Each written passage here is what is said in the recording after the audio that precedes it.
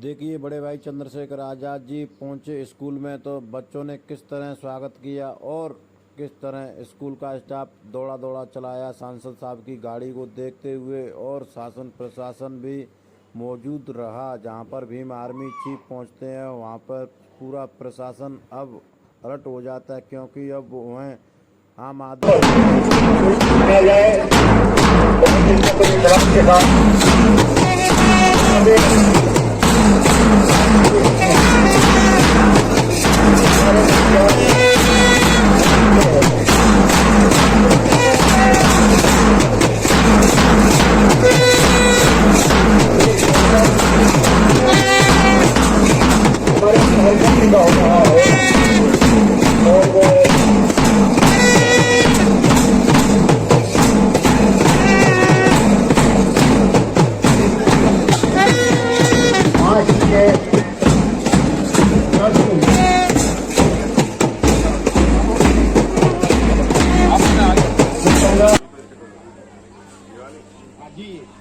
Sir, please give the command for Chandrashekhar ji, आप तो जो भी डोरी खेलते हैं वो खींची जाएगी,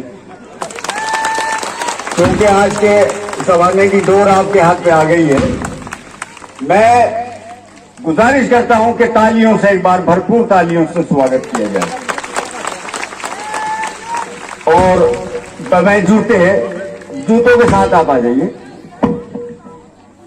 कहाँ बिठाना? जन गण मन अधिनायक जय हे भारत भाग्य विधाता। पंजाब सिंध गुजरात मराठा द्राविड़ उत्कल बंगा। विंध्य हिमाचल यमुना गंगा उज्जल जलधि तरंगा। तव शुभ नामे जागे तव शुभ आशीष मांगे। गाहे तव जय गाथा जय गण मंगल दायक जय हे भारत भाग्य विधाता। जय हे जय हे जय हे जय जय जय जय हे। हजरात, March past is all about synchronization and teamwork. Marching is contingent demand, alternates, and unspoken coordination. Besides being spectacular, there is something inspiring about a march past. Is a sense of dignity and pride. Right in front, marching Master Mohammad Rayyan, the school leader, guiding the entire march past.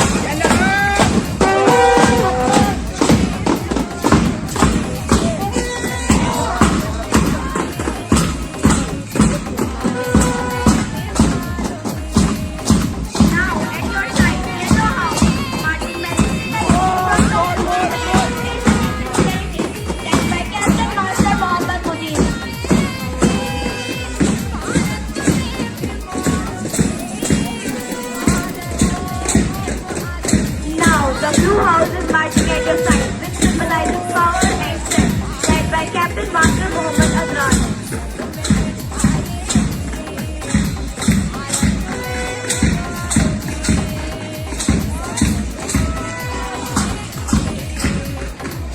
Now, watching the adorable marching of Green House, which symbolizes peace, prosperity, stability, and loyalty, led by Captain Master Mohammad Adnan. eyes right.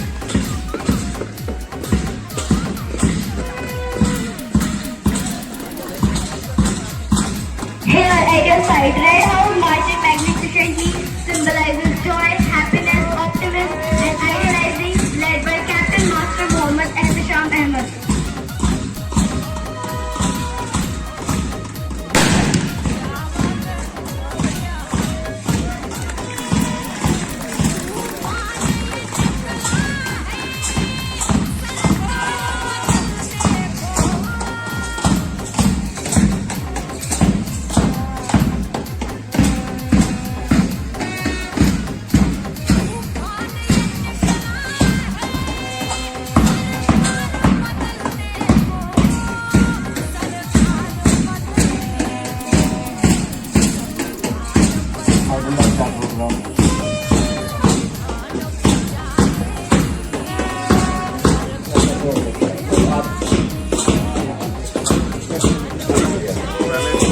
लाखों लोगों को इनका इंतजार था कि चंद्रशेखर जी जो है कब आएंगे और कब अपनी बात रखेंगे। तो देख सकते हैं चंद्रशेखर जी यहाँ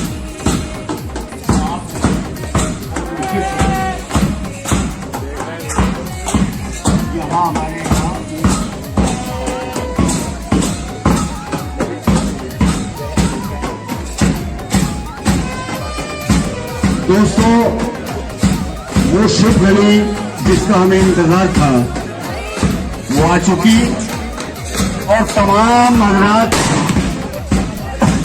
और बच्चे अपनी जगह जहां जहां जैसे जैसे खड़े हुए हैं। He is also National President of Azad Samaj Party.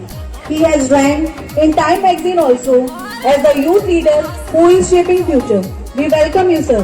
I would like to welcome you on the stage to say a few words and guide our students. Please, sir. मैं एएम पब्लिक स्कूल की तरफ से हमारे राष्ट्रीय अध्यक्ष आजाद Samajwadi party के अध्यक्ष और हमारे नगीना लोकसभा के लोकप्रिय सांसद चंद्रशेखर आजाद जी और उनके साथ आए सभी साथियों का, पेरेंट्स का मैं यहाँ पर इस्तकबाल करता हूँ और अपने टीचर्स, प्रिंसिपल और बच्चों की तरफ से उनका बहुत बहुत इस्तकबाल करता हूँ। और मैं ज्यादा बात न करते हुए, क्योंकि आप सभी लोग और हमारे बच्चे भी, हमारे टीचर्स भी, हमारे न्यू सांसद जो पहली बार में संसद पहुंचे हैं, और मैं किरतपुर के लिए सबसे खुशी की बात यह है कि मैं अपनी, ये तो नहीं कह सकता कि संसद में कभी आवाज नहीं उठी, मगर मुझे किरतपुर का नाम कभी याद नहीं है। पहली बार किरतपुर का नाम संसद में आया और जिस तरह से जोर से आवाज उठाने का काम किया है, मैं चंद्रशेखर जी को अपने सभी कार्यकर्ताओं की तरफ से, स्कूल की तरफ से और किरतपुर की आवाम की तरफ से बहुत बहुत मुबारकबाद देना चाहता हूं, क्योंकि आपसे किरतपुर और नगीना लोकसभा के लोग हमेशा मोहब्बत करते रहेंगे। आपसे चाहिए कुछ नहीं, मगर आपको हमेशा बीच में देखना चाहते हैं। इसकी तरह मैं आपका और आपके साथियों का स्कूल की तरफ से, स्कूल के स्टाफ की तरफ से स्वागत करता हूं और आपको दावत देता हूं कि आप यहां पर आकर जो भी आपके पास टाइम है उसे संबोधित करने का काम करें।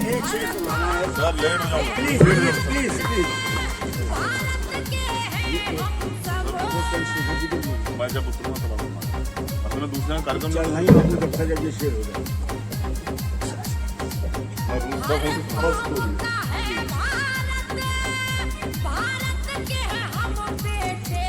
चंद्रशेखर जी किरतपुर में आए हैं। चंद्रशेखर जी किरतपुर में आए हैं। आज निकले हैं अरमा दिलो जान के, आज निकले हैं अरमा दिलो जान के, और इससे बढ़कर कोई और तोहफा नहीं। साथ हैं आप शाहिद अली खान के, साथ हैं आप शाहिद अली खान के। लीजिए, मैं बहुत गुजारिश कर रहा हूँ। बहुत धन्यवाद राव साहब। सबसे पहले तो मैं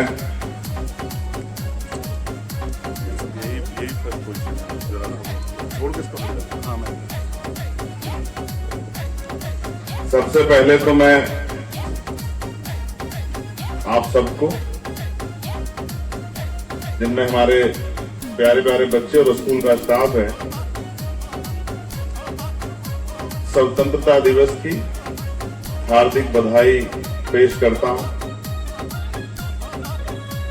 जो पेरेंट्स और जिम्मेदार साथी यहाँ पहुंचे हैं, उनके पहुंचने से जो आज स्कूल का माहौल जो है वो बहुत बेहतरीन हुआ। उनके पहुंचने पर उनका भी स्वागत करता हूं और धन्यवाद देता हूं साहिद साहब को, उन्होंने मुझे अवसर दिया कि मैं इस स्कूल के इस कार्यक्रम का हिस्सा बनकर खुद को गौरवान्वित महसूस कर सकूं। एएम पब्लिक स्कूल, यहाँ का स्टाफ, यहाँ के बच्चे, मैं आप सबके लिए उज्जवल भविष्य की कामना भी करता हूं।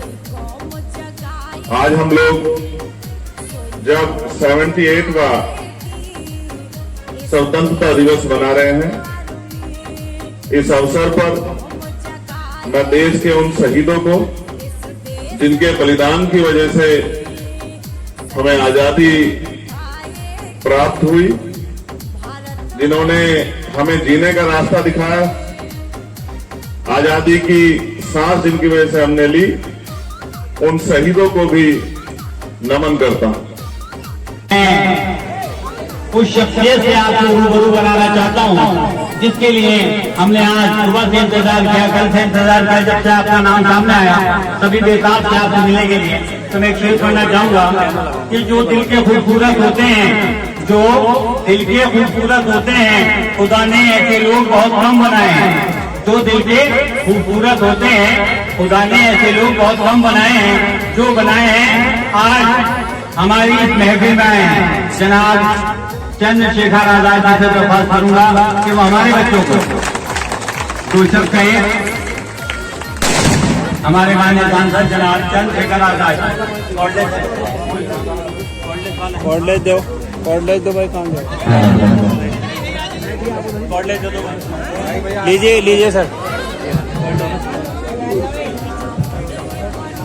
सभी लोग अपने मेहमान का बड़ा इंतजार कर रहे थे, तो आज आपके रूबरू हैं माननीय सांसद जनाब चंद्रशेखर आजाद जी।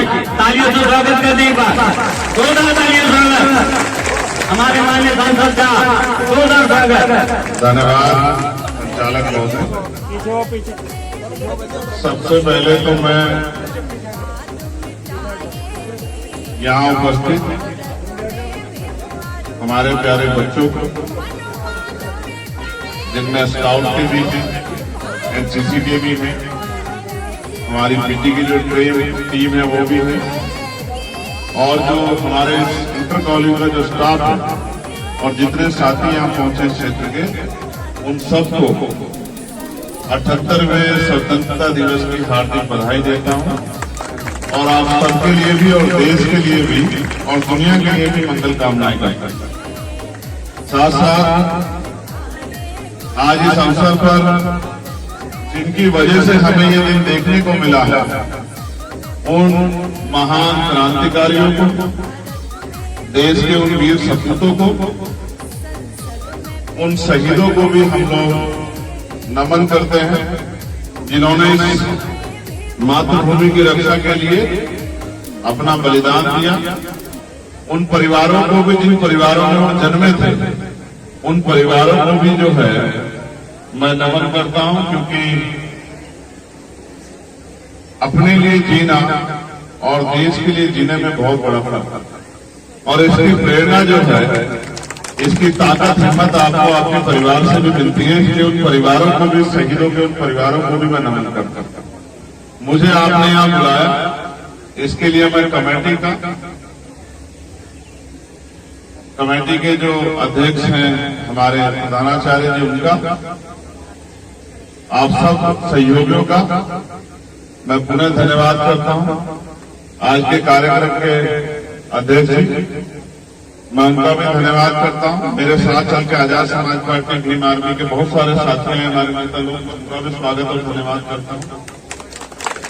सम्मानित बच्चों, AHP इंटर कॉलेज से लेके और MGM, PM इंटर कॉलेज तक का ये सफर मेरे लिए बड़ा कठिन है। जिस इंटर कॉलेज से मैंने अपनी होश को संभालने के बाद अपनी पढ़ाई को शुरू किया, उसका नाम, और इस लगभग 26-27 साल के बाद जब मैं आज अपने आप को MGM, PM इंटर कॉलेज में खड़े देखता हूं, तो मैं अपने कॉलेज के अध्यापकों को भी जो है उसका धन्यवाद देता हूं। अपने आप को गौरवान्वित महसूस करता हूं कि अच्छे टीचरों के नेतृत्व में हमें पढ़ने का मौका मिला। मेरा जीवन खूब कठिनाइयों से भरा है, तो आप मुझसे सीख सकते हैं कि जीवन में कभी हार नहीं माननी चाहिए। मैं आपकी जानकारी के लिए भी बताता हूं कि मैं एनसीसी का कैडेट भी रहा हूं। मैंने एनसीसी का कैडेट रहते हुए कैंप भी किए, मेरे पास एनसीसी का सर्टिफिकेट भी है। हमारे यहाँ हाई स्कूल तक एनसीसी थी तो वहां ए सर्टिफिकेट मिलता था। 11th और 12th में एनसीसी ना होने के कारण बी सर्टिफिकेट जो है हम लोग हासिल नहीं कर पाए। जब मैं कॉलेज में गया डीएवी पीजी कॉलेज देहरादून में तो वहां सी सर्टिफिकेट भी मेरा, मगर मेरा एडमिशन लेट हुआ तो मैं एनसीसी का हिस्सा नहीं बन पाया।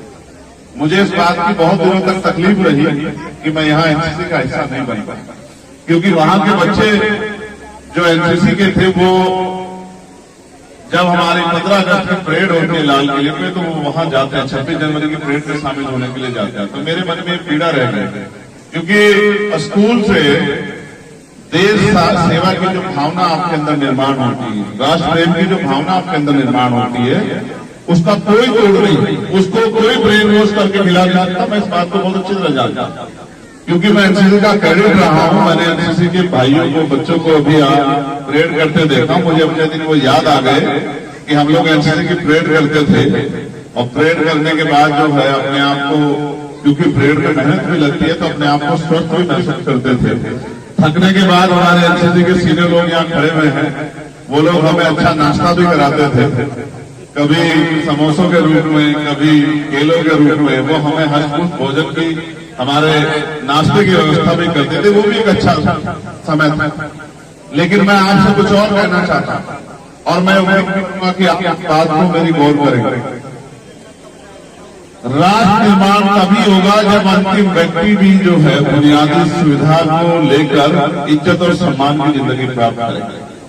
और जिन सपनों के साथ आजादी का संघर्ष हुआ था, उन सपनों को अगर हम याद करेंगे तो हमें महसूस होगा कि सपना ये था कि जाति, धर्म, स्थान, भाषा, जेंडर के आधार पर किसी के साथ भेदभाव नहीं।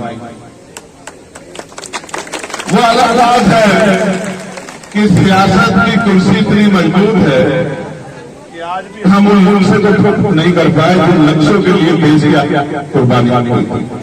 और मैं मानता हूं कि दुनिया में कोई काम नामुमकिन नहीं है। हम और आप मिलकर प्रयास करेंगे कि जिन सपनों को आजादी के लिए बलिदान देने वाले वीर सपूतों ने, शहीदों ने देखा था, आप अब हम लोग मिलकर उनको पूरा करेंगे। आज जहां मैं खड़ा हूं किरतपुर में, मैं किरतपुर के साथियों का और बहुत खुले मन से, चाहे वो मेरे साथ थे या नहीं थे, क्योंकि आज मैं उनकी का जिम्मेदारी है। मैं नगीना लोकसभा के आखिरी व्यक्ति के लिए भी जिम्मेदार होने के नाते आपको ये विश्वास दिलाता हूं कि मैं पूरी जिम्मेदारी से नगीना हर कमजोर किसान, मजदूर, गरीब, मजलूम सबकी आवाज बनने का काम और उनकी लड़ाई लड़ने का काम करूं। जो ताकत मुझे नगीना के लोगों ने दी है, मैं नगीना के लोगों को विश्वास दिलाता हूं कि आपके द्वारा दी गई ताकत आने वाले समय में लाखों लोगों के भविष्य में बदलाव कर और देश में जो जिस बात के साथ हम लोग मजबूत होते कहते हैं भाईचारा, उस भाईचारे को भी मजबूत करेंगे। मैं अपने बच्चों से कहना चाहता हूं, हम पे सबसे बड़ा हथियार है शिक्षा। शिक्षा एक ऐसा हथियार है जो आपके जीवन को बदल सकती है। एक किसान का बेटा भी, मजदूर का बेटा भी देश की सर्वोच्च सेवा में जा सकता है। शिक्षा के अलावा कोई जीवन परिवर्तन का आधार नहीं है।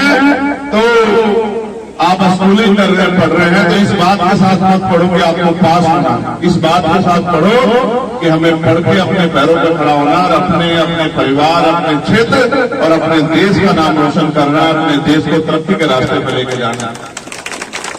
जब खाली आज का इतिहास लिखा जाएगा और आज 2024 का स्वतंत्रता दिवस याद करोगे और हम 20-25 साल बाद जब इस दिन को देखेंगे तो आज यहाँ बैठे जो बहुत बहुसंख्यक हमारे छात्र हैं, इनमें से ही कुछ डॉक्टर होंगे, कुछ इंजीनियर होंगे, कोई वकील होंगे, कुछ जज होंगे, कोई आईएएस बनेगा, कोई आईपीएस बनेगा, कोई पुलिस में जाएगा, कोई और सेवा करेगा, कुछ मेरे जैसे नेताओं का भी निर्माण होगा। अलग अलग तरह के जो है भविष्य जो है यहाँ से पैदा होंगे। लेकिन मैं फिर कहता हूं, क्योंकि हम डॉक्टर बाबा साहब अम्बेडकर को अपने आदर्श के रूप में भी मानते हैं, एपीजे अब्दुल कलाम साहब को भी मानते हैं और शहीद आजम भगत सिंह को भी अपना आदर्श मानते हैं, तो मैं आपसे कहना चाहता हूं, मैंने पार्लियामेंट में भी कहा था कि शिक्षा श्रेणी का वो दूध है जो उसको पीता है वो दहाड़ता है। अगर आप चाहते हैं कि आप अपने सवाल को बुनियादी रूप से मजबूती से रख पाए और उस पर सोचना पड़े, तो आपको अपने शिक्षा के स्तर को गुणवत्ता की तरफ और मजबूती से शिक्षा के इस समय को जो शिक्षा ग्रहण करने का समय चल रहा है उसमें आपको मजबूती से योगदान करना पड़ेगा और शिक्षा को बेहतर तौर पर जो है हासिल करना पड़ेगा, तभी आप अपने जीवन में बदलाव ला सकते हैं। मैं आपका धन्यवाद दूंगा। एक बात का मुझे खेद रहेगा कि आपने मुझे एपीजे अब्दुल कलाम साहब की तस्वीर भेंट नहीं, जो आपने मुझे पर्सनली तस्वीर भेंट की वो डॉक्टर बाबा साहब अम्बेडकर की थी। आपको मुझे करनी चाहिए थी उस महान वैज्ञानिक की जिसने देश को जो है एक ऐसा बल दिया, मिसाइल मैन जिनको हम लोग कहते हैं, जो देश के राष्ट्रपति भी रहे। मैं ये मानता हूं कि उनकी तस्वीर आपको मुझे देके मुझे गौरवान्वित होने का मौका देना चाहिए था। मैं ये मानता हूं क्योंकि हर किसी का योगदान वो इस देश की तरक्की के लिए मैं इसको लूंगा। मैं मानता हूं किसी एक जाति धर्म व्यक्ति के आधार पर देश नहीं बना, देश बना है सबके सामूहिक प्रयास से, सबके संकल्प से देश बना है, हर एक व्यक्ति की जिम्मेदारी से। और मैं हमारे प्रधानाचार्य जी से कहूंगा, क्योंकि वो गुरु हैं और गुरु का दर्जा माँ बाप से भी बड़ा होता है, मैं उनसे कहना चाहूंगा कि आप पता नहीं उत्तर प्रदेश के सिलेबस में इसको क्यों नहीं रखा गया है, लेकिन मैं आपसे जरूर कहूंगा कि बच्चों को संविधान जरूर पढ़ना, क्योंकि जब तक आप अपने कर्तव्य को नहीं जानेंगे, जब तक आप अपने अधिकारों को नहीं जानेंगे, आप अपने अधिकार का ले सकते हैं न अपने कर्तव्यों का पालन कर सकते हैं। हमें देश में सबसे बड़ी गलती से यही हुई है। दूसरिया में आप जाओगे, मैं दुनिया के तमाम चीजों को सर्वे करता हूं, वहां का बच्चा बच्चा अपने अधिकारों के प्रति जागरूक है, वहां का बच्चा बच्चा अपने कर्तव्यों के प्रति जागरूक है। मैं इसका एक छोटा सा उदाहरण आपको बताता हूं। आज सबसे ज्यादा एक्सीडेंट में मौत जो है बीमारियों से भी ज्यादा भारत में होती है। एक्सीडेंट से मौत होना ये जागरूकता की कमी के साथ साथ अपने कर्तव्य का सही रूप से निर्वहन न करना भी इसकी एक वजह है। अगर हम लोग हेलमेट इस वजह से ना पहने की पुलिस चालान काट देगी, हेलमेट इस वजह से पहने की हमारी सुरक्षा का मामला है, तो मैं लिख के देता हूं कि देश में जो एक्सीडेंट में डेथ होती है उनकी संख्या में बहुत बड़ी कमी आ जाएगी। अगर हम सीट बेल्ट जो है इस वजह से डर के लगाए कि पुलिस चालान काट देगी और इस वजह से ना लगाए कि मेरी जान को सुरक्षा जो है मिलेगी नहीं मिलेगी, तो बहुत ज्यादा संख्या में जो एक्सीडेंट होते हैं उनमें कमी आ जाएगी। और मैंने कहा ना, अब तो गाड़ियों में इस तरह की व्यवस्था हो गई है, एयर बैग और बहुत सब चीजें हैं, लोगों की जान बच जाती है। छोटा मोटा नुकसान हो जाए, हाथ टूट जाए, पैर टूट जाए, लेकिन जीवन रक्षा होनी चाहिए। क्योंकि दुनिया की कोई सी भी शक्ति, चाहे वो कोर्ट हो या डेमोक्रेटिक शक्ति में लोकतांत्रिक व्यवस्था हो, सरकारें हो या और भी कोई शक्ति हो, वो मरे हुए व्यक्ति को जिंदा नहीं कर सकती। और जिसका जाता है उसी को एहसास होता है। जो अपने भाई को खोता है, जो अपनी बहन को खोता है, जो अपने पिता को खोता है, जो अपनी माँ को खोता है, अपने बच्चों को खोता है, उन्हीं को एहसास होता है कि जाने का दर्द क्या होता है।